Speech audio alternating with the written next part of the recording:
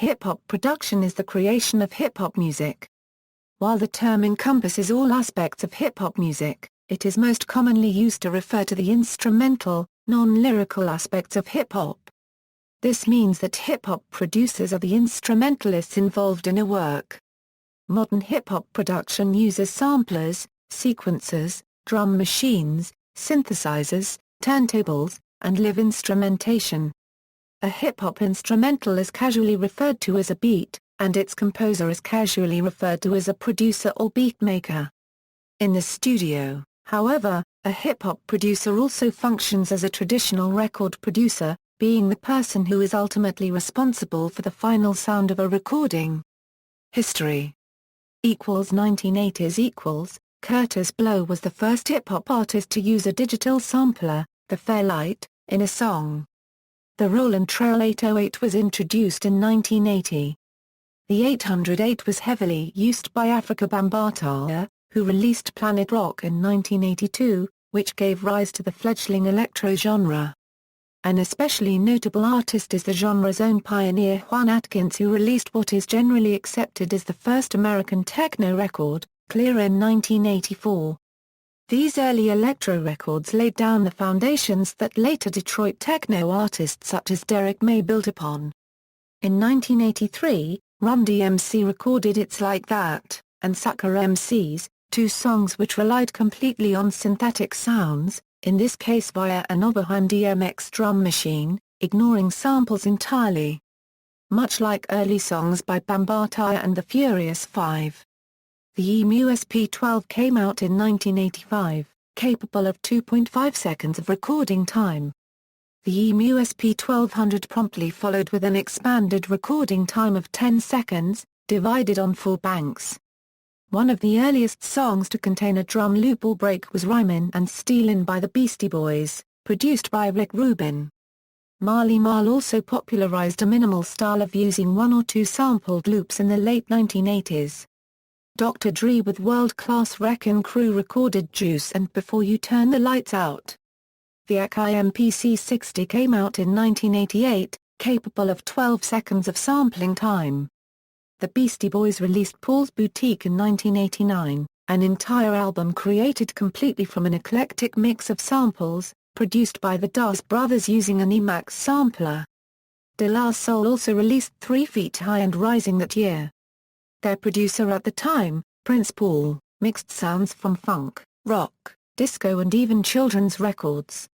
1990s present Public Enemy's Bomb Squad revolutionized the sound of hip-hop with incredibly dense production styles, combining tens of samples per song, often combining breaks with a drum machine. Their beats were much more structured than the early more minimal and repetitive beats. The MPC 3000 was released in 1994, the AKAI MPC 2000 in 1997, followed by the MPC 2000 XL in 1999 and the MPC 2500 in 2006. These machines combined a sampling drum machine with an onboard MIDI sequencer and became the centerpiece of many hip-hop producer studios. The Wu-Tang Clan's super producer LZA is often credited for snatching the eye of hip-hop from Dr. Dre's more polished sound in 1993, with his more gritty sound with low rumbling bass, sharp snares and unique sampling style based on an sonic sampler. With the 1994 release of the Notorious B.I.G.'s Ready to Die, Sean Combs and his assisting producers ushered in a new style where entire sections of records were sampled, instead of short snippets. Records like Warning, and One More Chance epitomized this aesthetic. In the early 2000s, Rockefeller in-house producer Kanye West made popular the chipmunk technique, which had been first used by 1980s electro-hip-hop group Nucleus with such songs as Jam on It.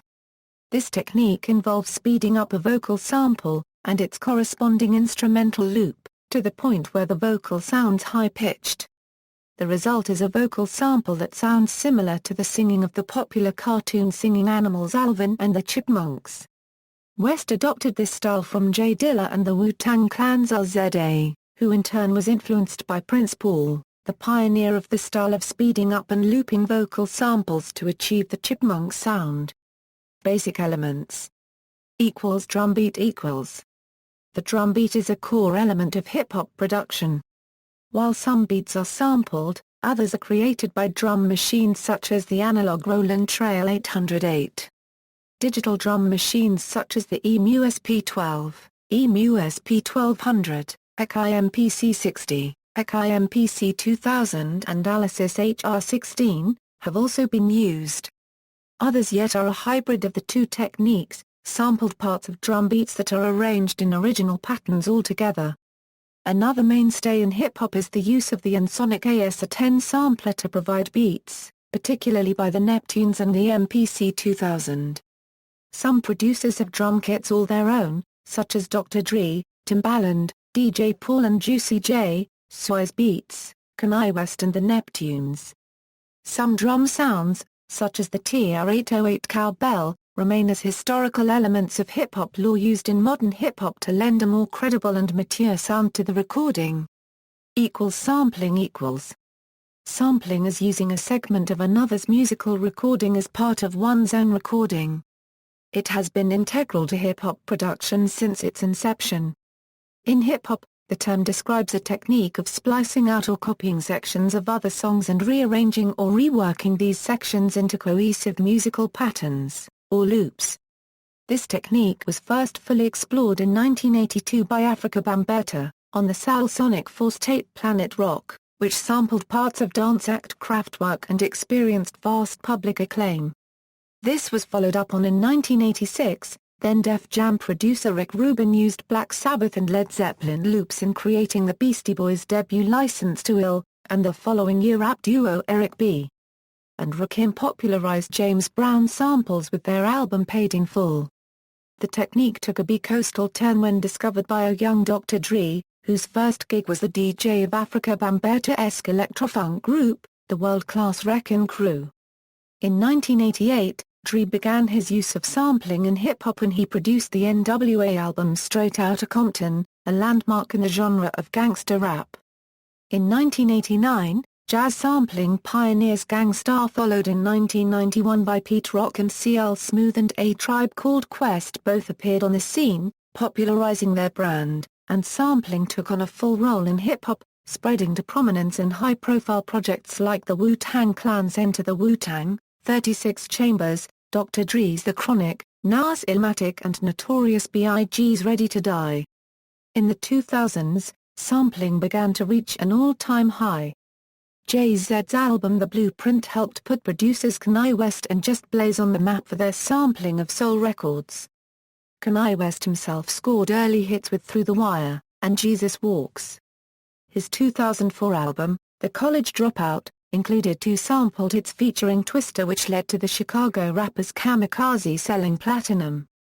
On September 7, 2004, however, a U.S. Court of Appeals in Nashville changed the nature of musical copyright infringement by ruling that a license is needed in every case of sampling, where previously a small portion of the song could be copied without repercussion. The law immediately began rarefying samples in hip-hop. In a 2005 interview with Scratch magazine, Dr. Dre announced he was moving more toward instrumentation, and in 2006 the Notorious B.I.G.'s 1994 debut album Ready to Die was temporarily pulled from shelves for a retroactive sample clearance issue. As a result, more major producers and artists have moved further away from sampling and toward live instrumentation, such as Wu-Tang's LZA and Mos Def. Studio parts. A producer's studio is the environment where they produce music. It can be as varied as a 4-track sequencer and a collection of tapes or a multi-million-dollar studio loaded with advanced sound processing hardware. Synthesizers. Synthesizers are used quite often in hip-hop production. They are used for melody, bass lines, as percussive stabs, and for sound syntheses. The use of synthesizers has been popularized largely by Dr. Dre during the G-Funk era. Modern use of synthesizers is rampant by producers such as Jim Johnson, Kool and Dre, Lil Jon, Scott Storch, and Neptunes. Often in low-budget studio environments or environments constrained by space limitations, producers employ virtual instruments in place of hardware synthesizers. Virtual instruments are also now becoming more common in high-budget studio environments. Recording equals. In hip-hop, a multi-track recorder is standard for recording. The Porter Studios 4-tracks cassette recorders was the law in the in-house recording studios in the 1980s. Digital ADAT tape recorders became standard during the 1990s, but have been largely replaced by digital audio workstations or DAWs such as Apple's Logic, Avid's Pro Tools and Steinberg's Nuendo and Cubase. DAWs allow for more intricate editing and unlimited track counts, as well as built-in effects. This allows producers to create music without the expense of a large commercial studio. Vocal recording. Generally, professional producers opt for a condenser microphone for studio recording, mostly due to their wide range response and high quality. A primary alternative to the expensive condenser microphone is the dynamic microphone, used more often in live performances due to its durability.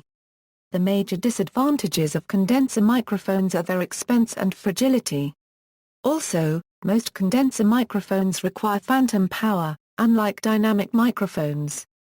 Conversely, the disadvantages of dynamic microphones are they do not generally possess the wide spectrum of condenser microphones and their frequency response is not as uniform. Many hip-hop producers typically use the Neumann U87 for recording vocals, which imparts a glassy sheen especially on female vocals. But today, many producers in this musical genre use the Sony C800 tube microphone, vintage microphones, and high-end ribbon microphones tuned for flattering, big vocal expression. It should also be noted that many classic hip-hop songs were recorded with the most basic of equipment. In many cases this contributes to its raw sound quality and charm.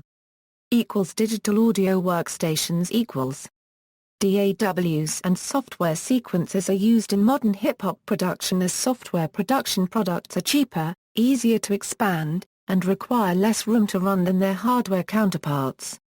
The success of these DAWs generated a flood of new semi-professional hip-hop producers, who license their beats or instrumentals preferably on digital marketplaces to rap artists from all around the world and cause the creation of a new niche market. Some producers oppose complete reliance on DAWs and software, citing lower overall quality, lack of effort, and lack of identity in computer-generated beats. Sequencing software often comes under criticism from purist listeners and traditional producers as producing sounds that are flat, overly clean, and overly compressed. Popular DAWs include Ableton Live, Adobe Audition, Apple's Logic Pro, Avid Technologies Pro Tools, Cakewalk Sonar, Steinberg Cubase, Image Lines FL Studio, Propellerhead Software Reason, Sony Acid Pro, Apple's GarageBand, Motu Incorporated. Digital Performer, Coco's Reaper, ADA. Live instrumentation Live instrumentation is not as widespread in hip-hop, but is used by a number of acts and is prominent in hip-hop-based fusion genres such as rapcore.